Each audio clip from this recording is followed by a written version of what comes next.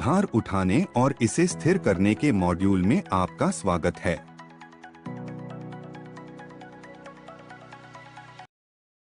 इस मॉड्यूल के पूरा होने पर आप भार उठाने के तरीकों के बारे में बता पाएंगे, उत्तोलक और इसके 3 भाग और उत्तोलक की 3 श्रेणियों को परिभाषित कर पाएंगे, क्रिबिंग की प्रक्रिया के बारे में समझा पाएंगे, भार को स्थिर करने में इस्तेमाल होने वाले 2 प्रकार के क्रिबिंग की सूची बना पाएंगे, किसी भार को लुढ़काने के चरणों को समझा पाएंगे और स्वयंसेवकों की भूमिका को समझ पाएंगे। जब प्राकृतिक आपदाएं या एक बड़े पैमाने पर आपातकालीन स्थितियां उत्पन्न हो जाती हैं, तो घायलों या फिर जिन लोगों को खतरा होता है, उन्हें सुरक्षित स्थान पर ले जाना जरूरी हो जाता है। रोगियों को सुरक्षित रूप से लाने और ले जाने से उनके जीवित बचने की संभावना बढ़ेगी और उनके ठीक होने की प्रक्रिया में मदद मिलेगी। प्रभावित क्षेत्रों से मलबा हटाना भी जरूरी होता है, क्योंकि इससे बचाव टीमों को प्रभावित क्षेत्र तक पहुंचने और संभावित क्षति को रोकने में मदद मिलती है। लेकिन हम मरीजों को नुकसान पहुंचाए बिना उन्हें सुरक्षित स्थान पर कैसे पहुंचा सकते हैं और चोट बचाकर भारी भार कैसे उठा सकते हैं? आइए इस मॉड्यूल में इन सवालों के जवाब पता लगाते हैं। आइए भार उठाने के नियमों को समझकर शुरुआत करते हैं। भार उठाने में सुविधा और चोट से बचाव के लिए हमें अपने शरीर को सही मुद्रा में रखना चाहिए। यह भार उठाने के मूल नियम हैं। आप जो कदम उठाना चाहते हैं, उसके बारे में सावधानी से सोच लें और स्थिरता के लिए अपने पैरों को ठीक तरीके से रखें। भार को अपने पैरों के सहारे उठाएं, अपनी पीठ के सहारे नहीं। भार उठाते समय जितना हो सके अपनी पीठ को उतना सीधा रखें, कमर के जरूरत से ज्यादा मुड़ने से बचने की कोशिश करें। एक हाथ से भार उठाते समय विपरीत दिशा में झुकने से बचें। किसी वस्तु को पकड़ने के लिए अपने घुटनों को मोड़ें और अपनी पीठ सीधी रखें।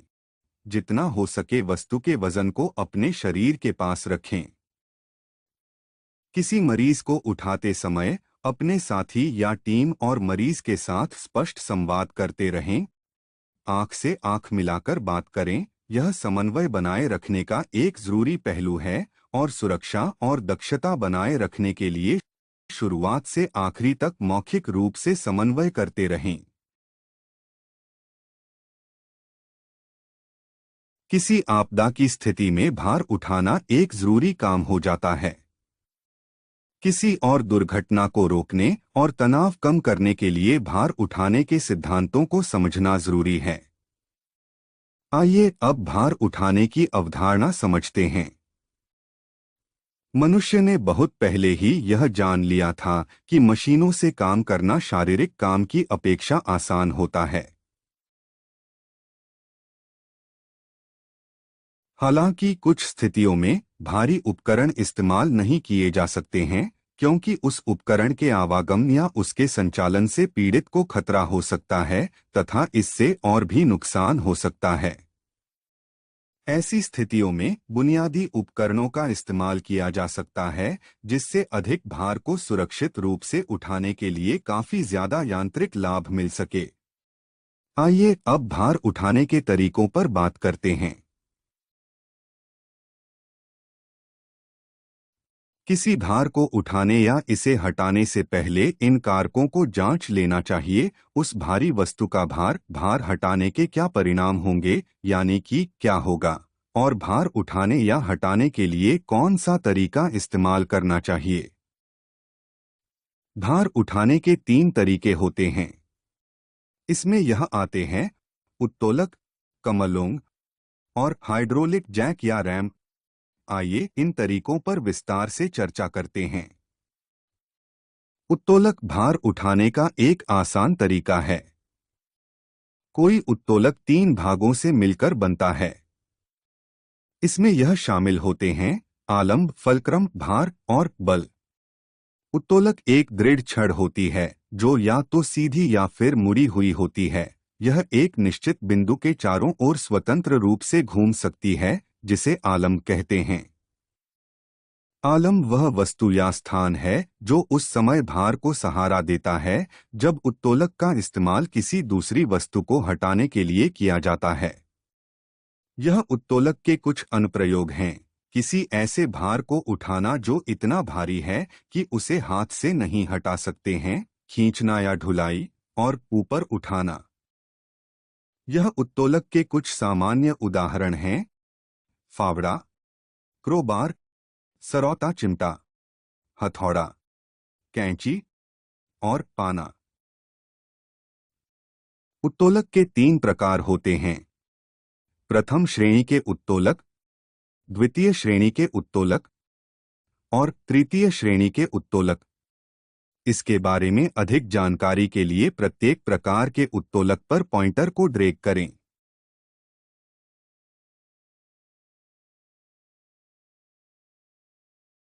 प्रथम श्रेणी के उत्तोलक में आलम्ब को बल और भार के बीच में रखा जाता है। किसी भार को ऊर्ध्वाधर रूप से उठाते समय यह व्यवस्था सबसे ज्यादा यांत्रिक लाभ देती है। आप ज्यादा लंबे उत्तोलक का इस्तेमाल करके यांत्रिक लाभ बढ़ा सकते हैं।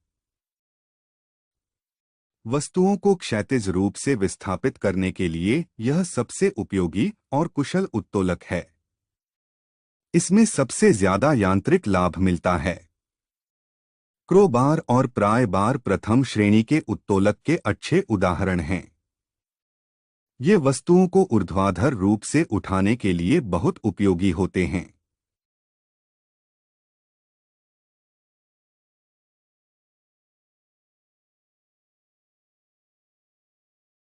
द्वितीय श्रेणी के उत्तोलक में भार को बल और आलम्ब के बीच रखा जाता है। इसमें एक छोर पर आलम्ब, बीच में भार और दूसरे छोर पर बल होता है। व्हील बैरो द्वितीय श्रेणी के उत्तोलक का एक प्रकार है। यह वस्तुओं को क्षैतिज रूप से विस्थापित करने के लिए एक बहुत ही उपयोगी और कुशल उत्तोलक है।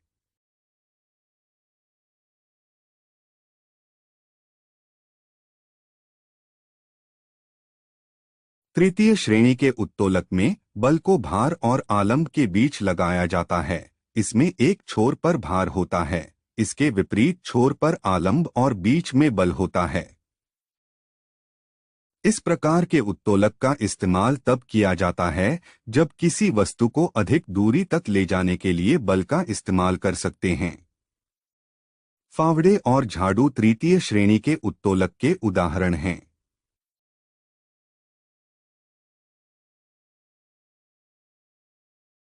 आइए इन तरीकों पर विस्तार से चर्चा करते हैं। कमलोंग से एक उत्तोलक और गियर रैचेटिंग सिस्टम का इस्तेमाल करके भार को उठाने और खींचने के लिए यांत्रिक प्रदान करता है। इसमें एक सिरे पर एक एंकर हुक और एक लोड हुक चेन या स्टील केबल से जुड़ा होता है, जिसे वापस खींचा जा सकता है। रैम पर बल लगाने के लिए हाइड्रोलिक जैक उत्तोलक से संचालित होते हैं। मुख्य रूप से इन उपकरणों का इस्तेमाल भारी भार उठाने के लिए किया जाता है।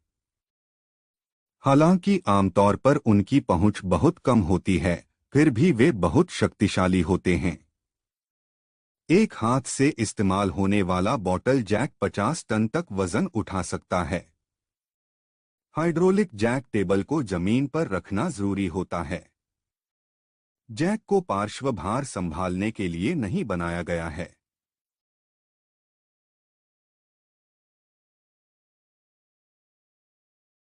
अब तक आपने मरीजों को स्थानांतरित करने और भार उठाने के अलग-अलग तरीकों के बारे में सीखा है। आइए अब आपकी समझ परखने के लिए एक गतिविधि करते हैं। यहाँ पर कुछ शब्द और उनसे संबंधित चित्र हैं। शब्द को ड्रैग करें और उसके चित्र से मिलाने के लिए उसे स्लॉट में ड्रॉप करें और सबमिट पर क्लिक करें।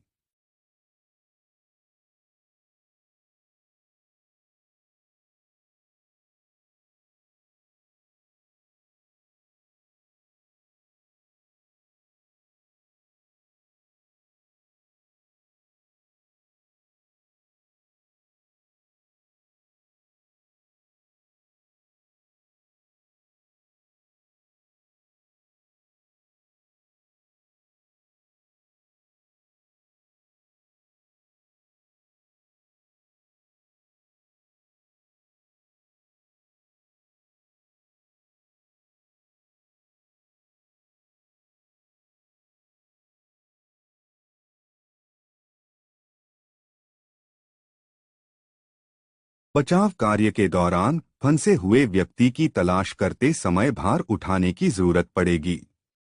ऐसी स्थितियों में आपको फंसे हुए व्यक्ति के साथ साथ बचावकर्ता की सुरक्षा सुनिश्चित करने की जरूरत होती है।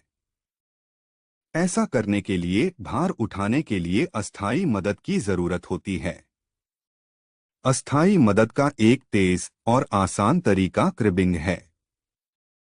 आइए अब क्रिबिंग के तरीके के बारे में बात करते हैं जो भार को स्थिर करने और सहारा देने के लिए इस्तेमाल होते हैं।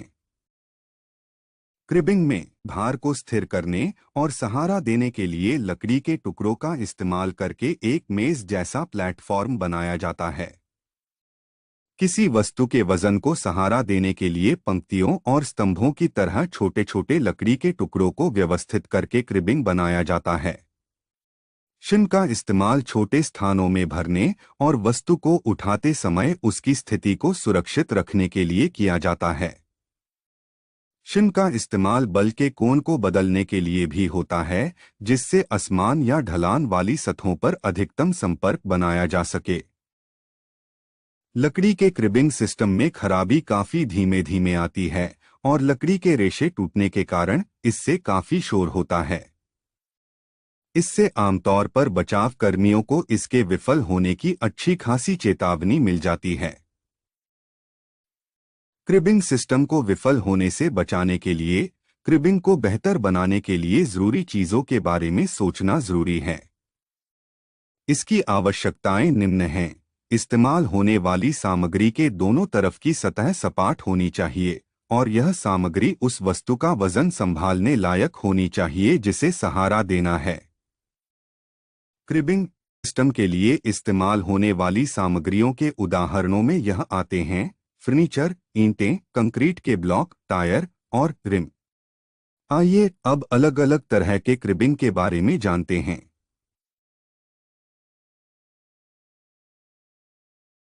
क्रिबिंग मुख्यतः दो तरह की होती है, बॉक्स क्रिबिंग और प्लेटफॉर्म या क्रॉसटाई क्रिबिंग। अधिक जानकारी के लिए प्रत्येक तस्वीर पर क्लिक करें। बॉक्स क्रिबिंग का निर्माण हर परत में दो समानांतर ब्लॉक का इस्तेमाल करके एक वर्गाकार विन्यास में लकड़ी के ब्लॉक से होता है। परतें एक दूसरे से 90 अंश पर व्यवस्थित की जाती हैं, जिसमें लकड़ी के ब्लॉक के सिरे एक दूसरे को 10 सेंटीमीटर पर मिलते हैं। बॉक्स क्रिब का केंद्र खुला हुआ होता है।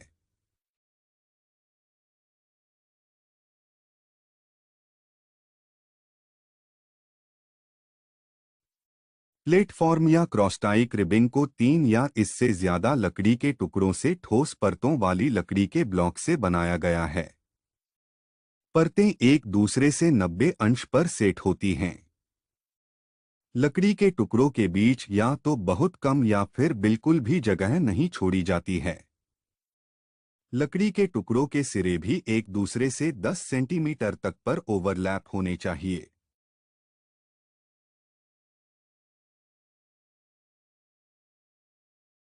आइए अब क्रिबिंग के लिए दिशानिर्देशों और सुरक्षा मानकों पर बात करते हैं।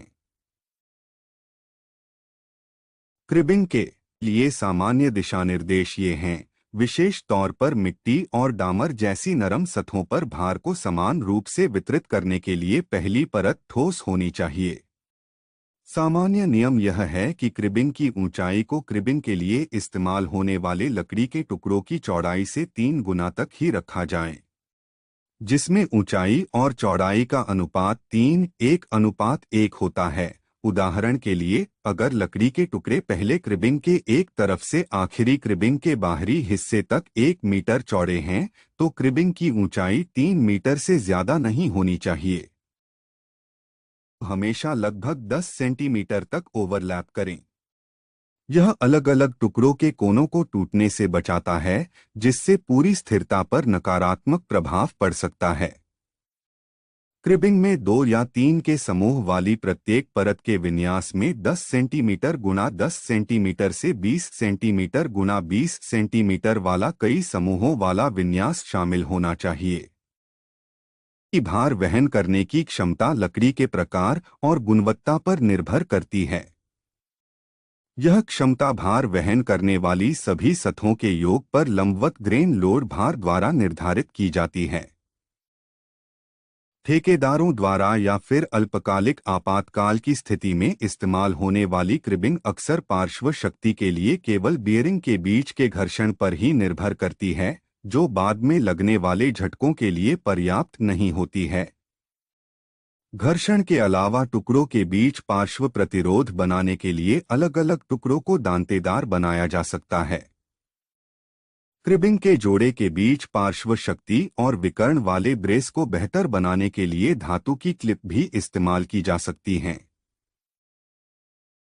क्रिबिंग सिस्टम लगाते समय जिन सुरक्षा उपायों का पालन करना चाहिए वे नियम यहाँ दिए गए हैं। 1 इंच ऊपर उठाएं और 1 इंच क्रिब करें। क्रिबिंग करते समय कभी भी अपने हाथों को भार के नीचे न रखें और अधिकतम स्थिरता के लिए क्रिबिंग की ऊंचाई क्रिबिंग ब्लॉक की चौड़ाई के 3 गुना से ज्यादा नहीं होनी चाहिए, यानी कि यह अनुपात 3:1 होना चाहिए। आइए आगे भार उठाने और इसे स्थिर करने की प्रक्रिया पर बात करते हैं।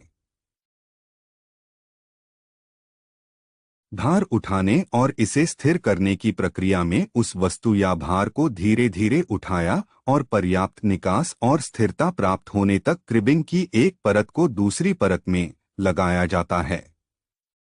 आइए भार उठाने और इसे स्थिर करने की प्रक्रिया को चरण दर चरण देखते हैं।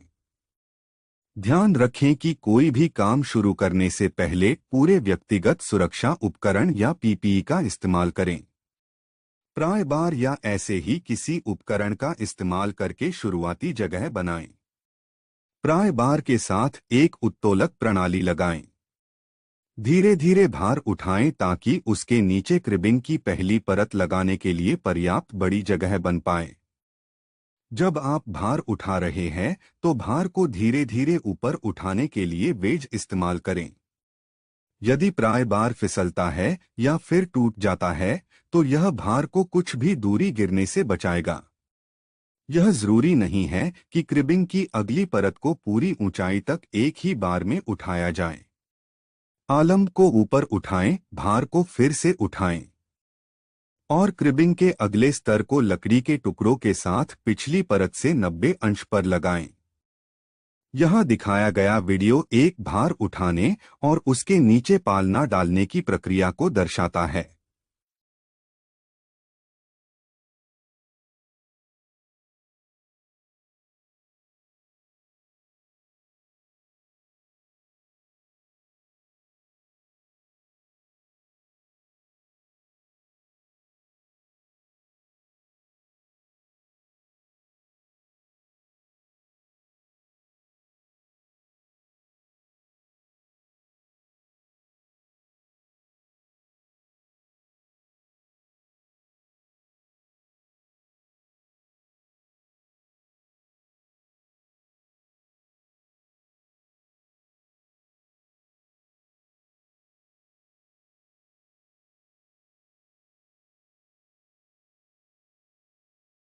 सामान उठाने के बजाय आप उन्हें लुढ़काने के लिए धातु की ट्यूब इस्तेमाल कर सकते हैं।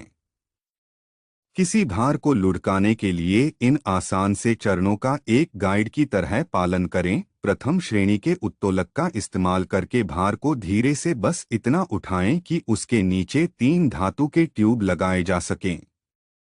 क्रिबिंग के लिए भार उठाने की तकनीक इस्तेमाल करें। फिर द्वितीय श्रेणी के उत्तोलक इस्तेमाल करके भार को मनचाही दिशा में धक्का दें। भार के लुढ़कने पर उसे घुमाने के लिए ट्यूब को घुमाया जा सकता है। यहाँ दिखाया गया वीडियो किसी भार को रोल करने की प्रक्रिया को दर्शाता है।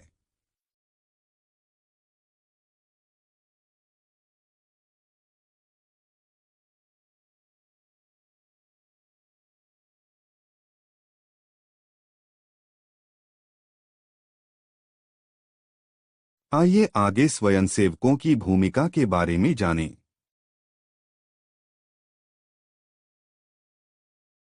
स्वयंसेवक कई तरीकों से मदद कर सकते हैं। स्वयंसेवक घटनास्थल पर मौजूद जोखिमों को हटाकर पीड़ितों की सुरक्षा सुनिश्चित करने में जिम्मेदार लोगों की मदद कर सकते हैं। स्वयंसेवक घायल पीड़ितों को अपने हाथों से या स्ट्रेचर इस्तेमाल करके ले जाने में बचावकर्ताओं की मदद कर सकते हैं। वे घायल पीड़ितों की ड्रेसिंग करने और उन्हें शांत करने में भी एमएफआर की मदद कर सकते हैं। स्वयंसेवकों को यह बात पता होनी चाहिए कि कुछ विशेष स्थितियों में रोगी को कुछ विशेष तकनीकों की जरूरत होती है ताकि घाव ज्यादा न बढ़े। ऐसी स्थिति में किसी चिकित्सक या डॉक्टर की प्रतीक्षा करें। स्वयंसेवक बुनियादी जीवन रक्षा प्रणाली के रखरखाव में चिकित्सा कर्मचारियों की मदद कर सकते हैं।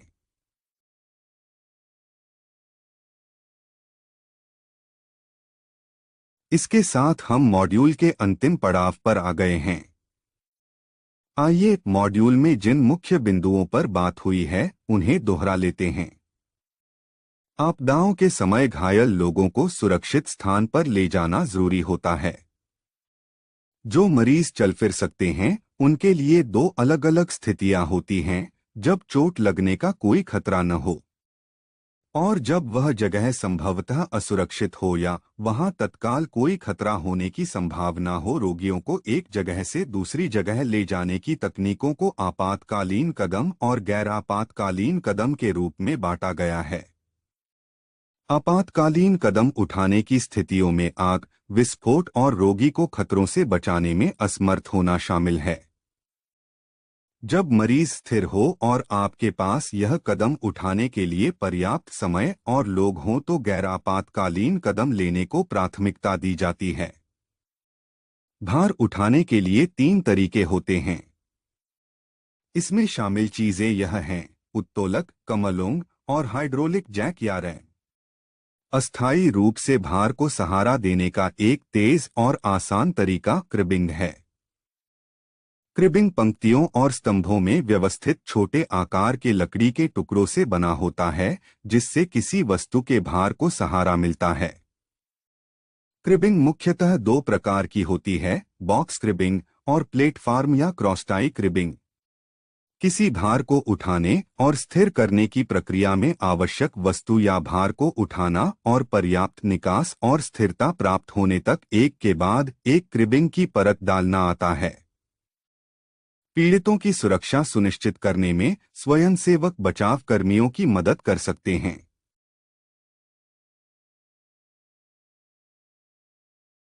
अब इस विषय के बारे में आपकी समझ को परखने का समय है। यह एक मूल्यांकन अभ्यास है। हर सवाल के लिए समान अंक तय किए गए हैं। टेस्ट में सफल होने के लिए कम से कम 60% अंक लाना जरूरी है। सवालों को ध्यान से पढ़ें और उचित विकल्पों को चुनें।